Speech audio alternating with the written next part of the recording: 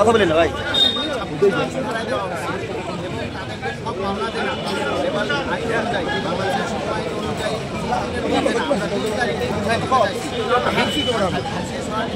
ভাই সাইড দিয়ে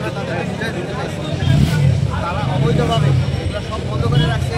আমাদের যারা কর্মী আছে তাদের ৬০০-র মতো কর্মী সব কর্মীকে বাধা প্রদান করে দিচ্ছে। সকালে আমি যা শুনলাম আমার শ্রমিক ভাইরা ঢুকে গেছিলেন, তাদের উপরে পাথর নিক্ষেপ করছে।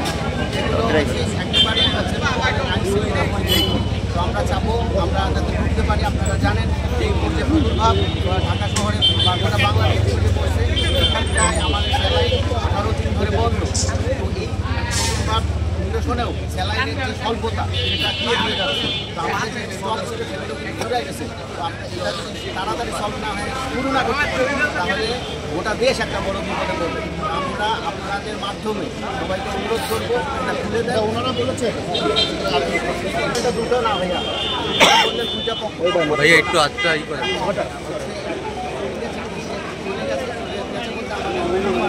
হওয়ার কারণে আমরা এই সেক্টরটা বন্ধ করে দিচ্ছি।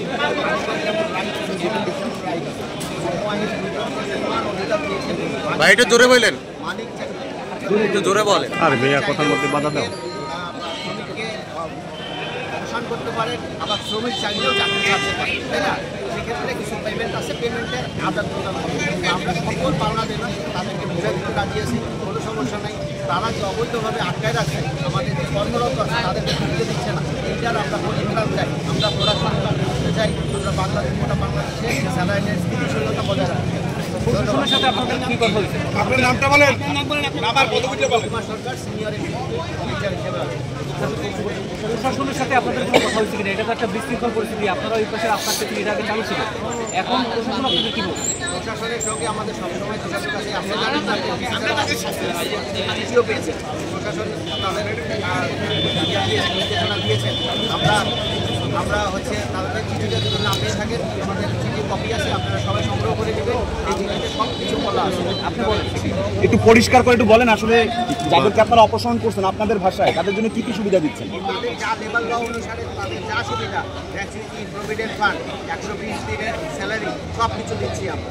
এবং তাদের অক্টোবরের মাসের স্যালারিও 2 তারিখ থেকে ওই পেমেন্টের সাথে একসঙ্গে করা।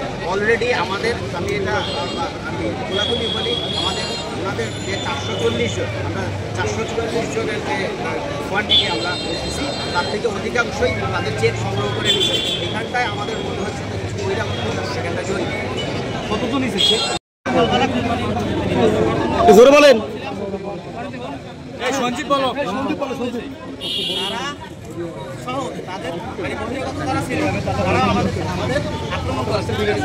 তারা আমাদের পাথর নিক্ষেপ করছে, তারপরে বাসের গাড়ি নিয়ে আমাদের আঘাত করার জন্য তারা আসছে এবং বিভিন্ন ধরনের উস্কানিমূলক কথাবার্তা তারা বলছে। তারা আমাদেরকে এক প্রকারে কোম্পানির ভিতরে তারা ঢুকতে দেবে না, কারণ তাদের চাকরি ফিরিয়ে দেওয়া লাগবে। এই কারণে কিন্তু আমাদের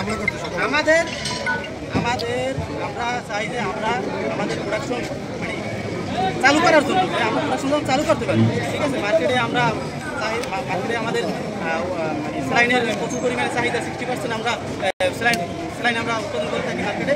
তো এখন বুঝতে পারছেন।